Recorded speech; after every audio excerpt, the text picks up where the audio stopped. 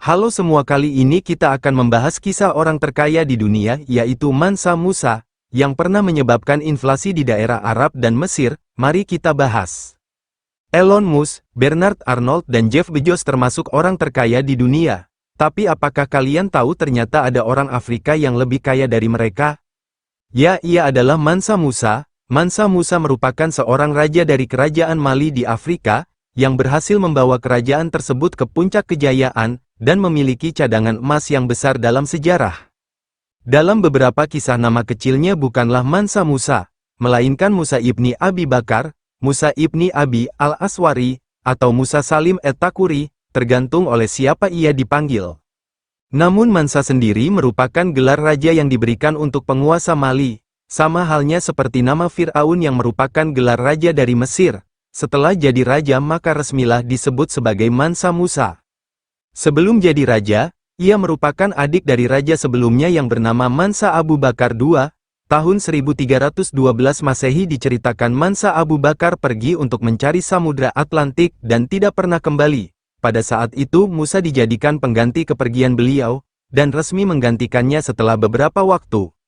Tetapi beberapa sejarawan menaruh curiga mengenai kisah tersebut, karena bisa saja cerita itu dibuat untuk menyamarkan proses penggulingan kekuasaan yang dilakukan Musa.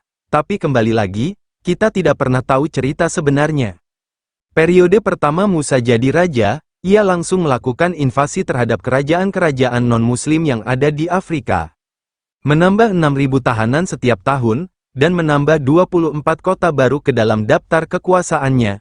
Semenjak Musa naik tahta, kerajaan Mali berada di puncak kejayaan. Musa sendiri diperkirakan memiliki kekayaan 400–500 miliar US$, melebihi orang terkaya saat ini. Semua harta itu ia peroleh dari pajak, dari pertambangan emas dan perdagangan garam, karena zaman dulu garam juga merupakan komoditi yang sangat berharga dan mahal.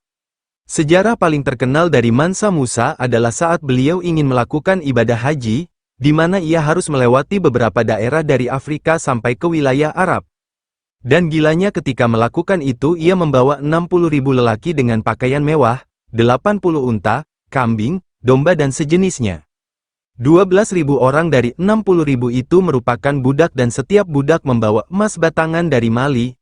Entah berapa banyak kekayaan yang ia bawa saat melakukan ibadah haji. Namun di setiap pemukiman yang terlewati, ia akan membeli oleh-oleh dengan harga yang dilebihkan, serta sering memberi emas kepada orang-orang yang dianggap kurang mampu. Sehingga ini perjalanan haji paling bergelimang emas dalam catatan sejarah.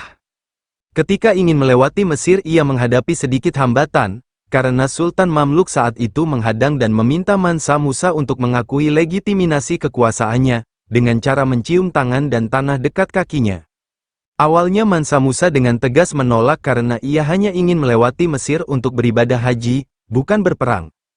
Tapi lama-kelamaan tekanan semakin banyak dan akhirnya Mansa Musa melakukan adat istiadat tersebut, walaupun ia mengatakan alasan mencium tangan dan tanah itu bukan untuk sultan, melainkan pengorbanan untuk Tuhan.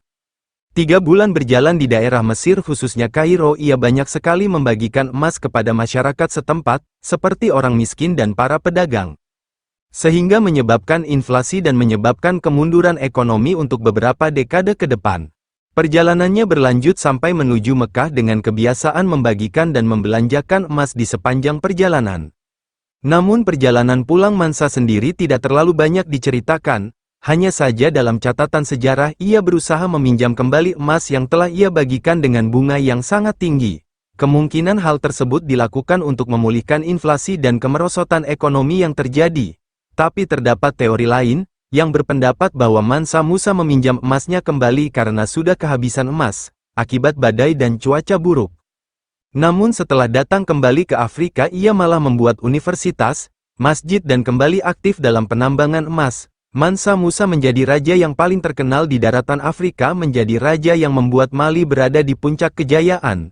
Namun sayang penerus mereka tidak selihai Mansa Musa. Nah guys, itu saja yang dapat saya sampaikan, mohon maaf jika ada kesalahan, silahkan like, komen dan subscribe.